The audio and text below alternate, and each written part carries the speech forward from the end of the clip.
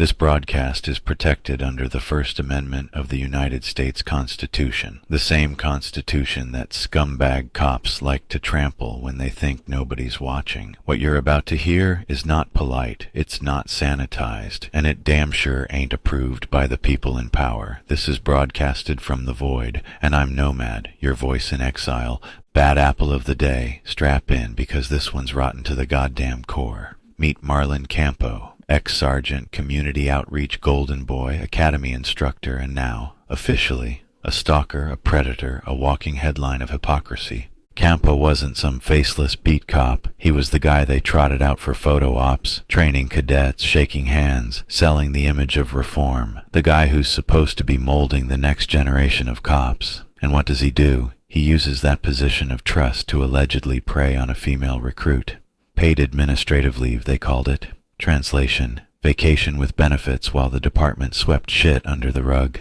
Only in America do you get rewarded for misconduct with paid time off. Hell, maybe I should get myself a badge and a side of qualified immunity. All you gotta do is ruin lives and you still get to cash the checks. By June, Bridgeport's brass had no choice. They fired him, effective immediately, which sounds good until you realize it only happened after the public got a whiff of the stink. You think they didn't know? You think whispers don't travel in an academy built on hierarchy and rumor? Please, these institutions don't act until the rot spills out of the barrel. It's not one bad apple. It's the orchard, the soil, the goddamn pesticides.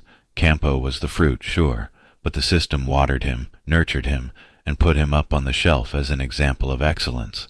That's not oversight, that's complicity. Fast forward to August 22nd, 2025. Campo, now stripped of the badge, gets popped in Trumbull. The charges read like a rap sheet straight out of a predator's handbook. First degree unlawful restraint, second degree stalking, threatening, reckless endangerment, third degree assault.